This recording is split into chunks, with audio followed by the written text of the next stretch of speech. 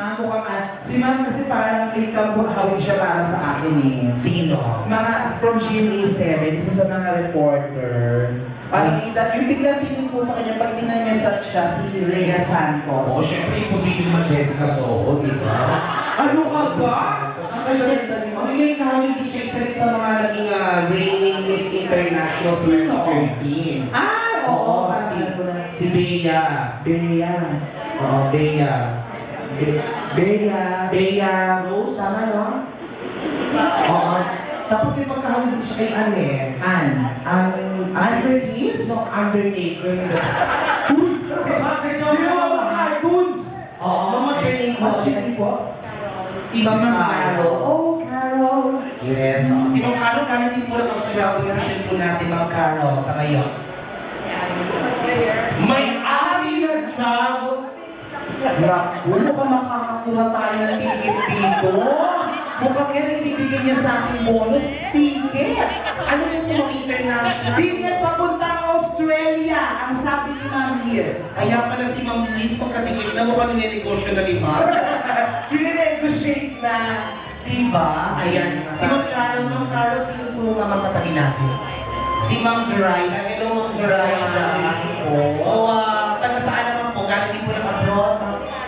From Pampanga. So, ang lapit mo na para sa inyo at least na walking distance lang dito. Yes. Basta po sa Pampanga, Ma'am. Sa Guagua. So, ano pong prevention meron po tayo ngayon, Ma'am? Teacher din po. Wala si Ma'am. Kasi kung may teacher dito preschool, so ano yung Sige, Ma'am. Mamaya papunta natin dito, siguro yung teacher dito, high school na. Yes, tama. Ito naman po, ang katabi po na kasama po natin. Ay, ayan na, naku! Ito, isa pa din. Isang kaputingan. Oh. An-anyan pumala. Joke na ako. Na, partner! Napatingin tuloy si Madam President sa Malatina. Sabi ko, kaputingan. Kasi watch it. Pero partner ha, ano Yes. po pangalan ni Ma'am?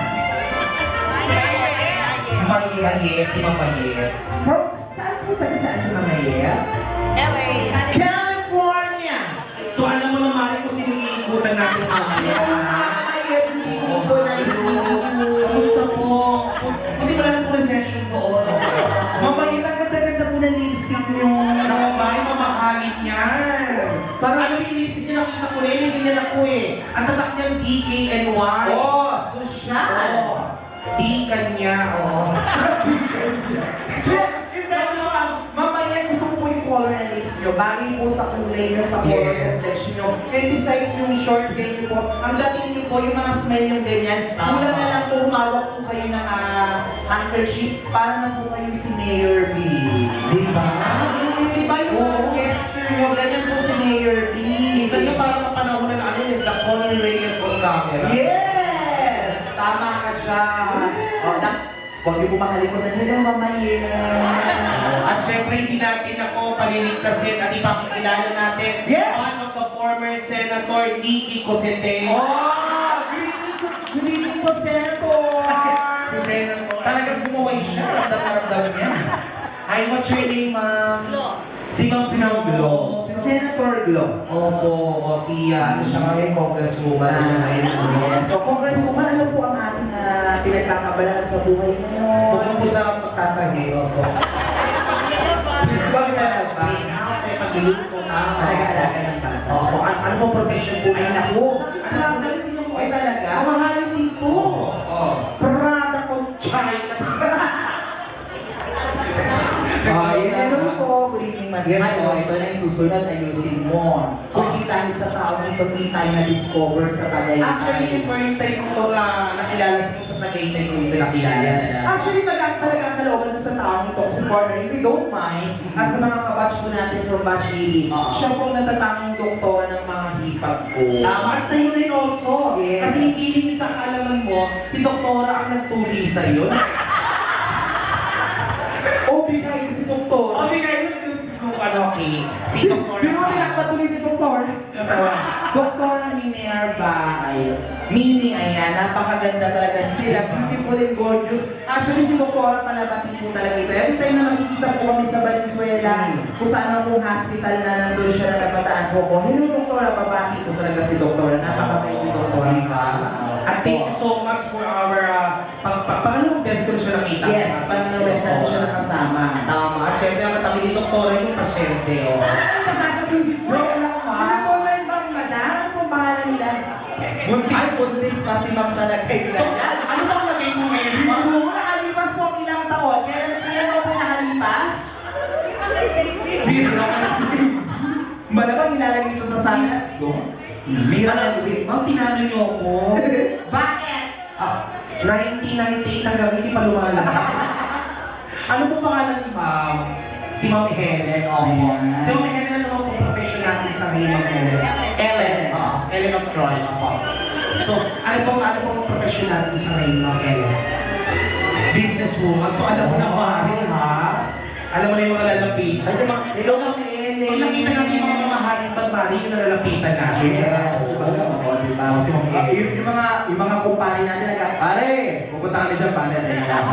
Kay Mayor, hello po, Mayor. Ang sila, ay, ano ka ba? Kung meron din yung nagkapayo dito sa batch nila, sa batch 80, meron din pala dito original na mga kumanta at singer-composer. Sino? Nakikita mo ba ang nakikita ko? Ay, oo. The Apo Hiking Society. Ay, oo. Hindi in-expect. Diba? Mamaya kakamusta Hello din po! natin. Ayan. Oo, sige. Tapos dito naman tayo. Siyempre ang president. Yes, kay Madam President. Madam President. Hello po, ma'am. O, doon muna daw tayo. Doon na tayo. Kitapusin natin dito. Ano ka kasi yan? Akala niyo po makakaligtas kayo. Siyempre ladies first, paunahan na po yan, di ba? Ayun, kamusta po si ma'am? Bilang isang presidente po ng organisasyon, ito ma'am. So ano pa pong profession na meron po tayo sa ngayon, ma'am? Publisher, marami po siyang publisher. Tapos minsan po mamamatay bakla.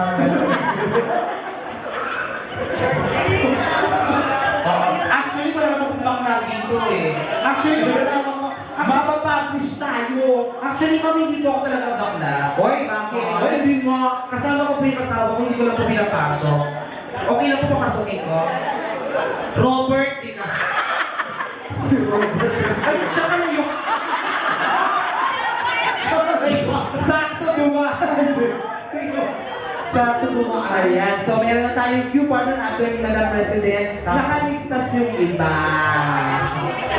Mamaya ikukulit po natin. Mamaya kila natin yung iba lahat. Okay, so tayo po dyan, isang malakas sa palakpakan natin kasama si Bawal! The divine presence of our God. May I call on Ma'am Lani Galino Fernando to lead the prayer. Ma'am Lani. Ma'am Lani, sunod na po si Nani. Ay, ito pala. Ito na ako. Alam ko, very high ang ating energy, but before we proceed, let's ask the Lord to bless this gathering tonight. So let's close our eyes and pray. Heavenly Father, we thank you for your presence this evening. We know, Lord, that truly this is the day that you have made for us. We will rejoice and be glad in it. Salamat po, Panginoon, for you are the creator and maker of all things. That's why we are gathered here tonight, Lord God, enjoying the presence of each and every one. Salamat, Panginoon, sa mga classmates that have made their long way, Panginoon, to be with us tonight. We truly acknowledge their presence and we thank you, Lord, for this time of gathering. Once again, Lord God, for so many years, kami po ay nagkita-kita muli, still alive, still healthy, Panginoon, enjoying the presence of one another. Thank you, Lord, for this privilege, Panginoon, na kami po ay magkasama-sama. And may this night be truly a success, Panginoon, and the mere presence of each one is a success even more, Panginoon. We thank you for tonight and be exalted in the midst of your people. This we pray in the mighty name of Jesus. Amen. Alright, ayan. So, pwede na po tayo maupo. Ayan, sa ating mga ka-bumper guys mula sa Siju the Gathering Partner. At syempre, para batiin tayo lahat ang mga nagpunta ngayong gabi na ito para po give us opening remarks. Palakpakan po natin, go on yan, Miss R.C. Galliardo. Allow me to welcome each and every one of you, most especially our balikbayans na may nawawalan nasa labas. We truly appreciated your effort in coming here in the Philippines and meet us personally. Having this high school reunion simply means revisiting the past and define who we are today because of the people who passed through our lives. Indeed, to gather all of us here is not an easy task. Many would refuse to come simply because they feel that they don't belong. Some would even have this fear of being left out or that they did not feel good about their present lives. My dear friends and classmates, we are here to renew our old friendships. Let us be thankful that all these years, after all the trials and challenges that we have been through our lives, we all become better individuals today. Let us open our hearts and minds that people who are with us today are the same individuals who have been part of our younger years, who laughed with us, who cried with us, and shared all the funny memories then. Regardless of our status in life, let us be reminded that we are blessed by God, making it possible for us to be reunited once again. Judeans, let us keep the spirits high and enjoy the rest of the night. We all take different paths in life, but no matter where we go, we take a little bit of each other everywhere. Let's enjoy the rest of the night. Magandang gabi po. Yes, thank you so much. Talagang very inspiring message yan, diba, para sa lahat. Talagang mga Judeans, talagang sikat po yan sa Valenzuela. Alam mo ba, partner? Isa sa mga school sa Valenzuela, ang St. Jude, na talagang maraming pinapangarap ang mga magulang na dyan i-enroll ang kanilang mga anak. Wow, so ibig sabihin, nilipat na ako ng Valenzuela, hindi na ako Alright, hindi na part ng our program partner, syempre, para nagigil tayo ng ating very inspirational talk tonight. Kaya talagang naku, grabe partner bonggang-bongga ang pagpapakilala natin sa taong ito. Dahil napag-alaman natin at na-search natin sa Google kanina lamang. Yes, oo. At yung mga po yung sa Google Smile, ha? Yes. Pati sa YouTube, na-search na ako nito. Oh, biro mo? Ito palang tao ito ay naging sa Victoria. Bash sa Victoria ng 1980 na St. Jude Academy. Nako nga, natakalain mo isa rin siya sa... Isa siya ngayon na talagang magaling. Isang profession na medtech. Ayan, medtech profession. At hindi lang dito sa Pilipinas. Yes, partner! Hanggang sa labas ng bansa sa Naman, California. from California with love, parang baka po natin yung ano na, Miss Marietta Villalon. Also known as Governor Vilma Santos.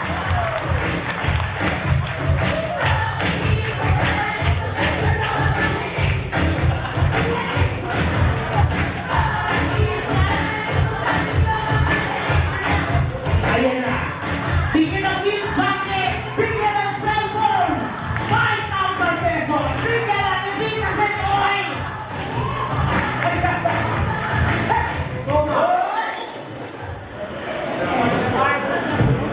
Nag-water muna.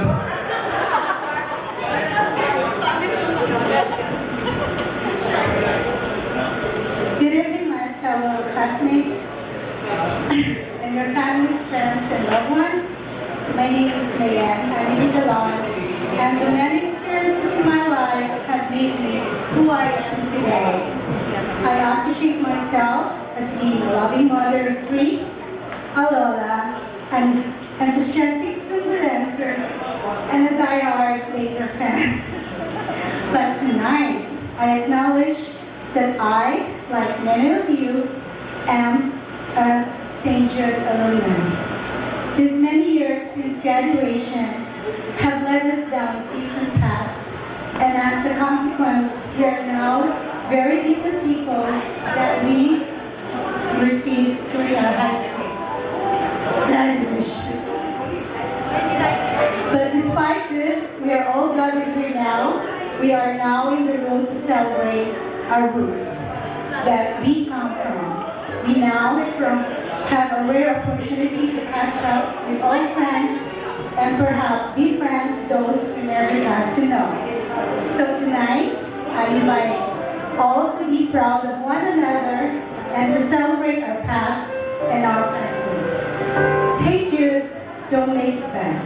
Take this wonderful night and make it better. I have one atula. My sister makes tula for us. 1980. Magandang gabi po, batchmates. Ako ay naatasan magsalita ng isang classmate. Sa totoo lang, ako ay nag-hesitate kasi baka hindi ako makarelate. 50 years old na karamihan sa atin, kasabay ng eskwelahang pinanggalingan natin. Kahit di tayo sumipot sa homecoming, dito sa ating pagtitipon, susunutin natin. Sigurado magiging masaya ito dahil kasama natin mga dating katoto. Ang mga magaganap dito, sigurado iti-treasure ka.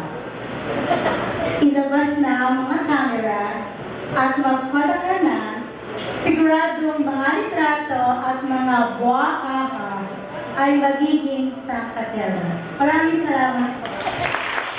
Thank you so much. Sigurado, lamok ay tepok. Partner, natutuwa ako kay Ma'am Marieta, partner, grabe. Yes. Siguro kaya nga talagang siya ang nilagay para sa inspiration ng Oo, at Dr. saka naman ni Ma'am kanina, nasabi niya, almost siguro ang lahat ng mga dito kasama natin, ang mga 50 years old na. Yes, Pero yes. kung nakikita mo sa mga itsura, Mari, parang hindi. Naman. Di ba parang 40? Mga 30 plus lang, yan lang ang itsura nila, no? Mas mukha pa nga tayo matanda kaysa sa kanila. Mas mukha pa tayo yung batch 80. Darating ang time Oh. at panahon Na? sila lang ang mabubuhay. Yun namang immortal. In fairness, no, si Ma'am Marieta, grabe, partner. Palakpakan po ulit natin si Ma'am Marieta. Talagang yung mga kotakan, mga katoto, ayan talagang nandito po yan ngayong gabi. Kumbaga parang nagpapalik sa mga alaala ng bawat isa talaga. Yung mga naganap ng batch 1980. Yes, talagang syempre, bilang partner, sabi nga nila, yung pinagsamahan mula noon hanggang ngayon, ayan pa rin sila, di ba? At dahil dyan ang programang ito ay hatid ng Pitrolang at Pile. At Bonakit ang batang may laban. Alright, next. Come on. Yes, para po ikutin ang part ng ating program tonight, para na po bigyan tayo ng acknowledgements, speech tonight, ayan, syempre partner, napag-alaman ko na itong susunod na magsasalita at ipapakilala natin ay talagang siya ang naging presidente ng organizing committee. Syempre, Wow. sa kanyang kasipagan at ng kanyang mga kasama ng mga kanyang komite, hindi magiging ganito kabongga, kasosyal, talagang ang lahat ay very relaxing sa pagpunta tonight. So dahil dyan mga Tower Cats from St. Jude Academy, palakpakan po natin no other than Miss Tess Ortico. Also known as Daisy ng Tahanan.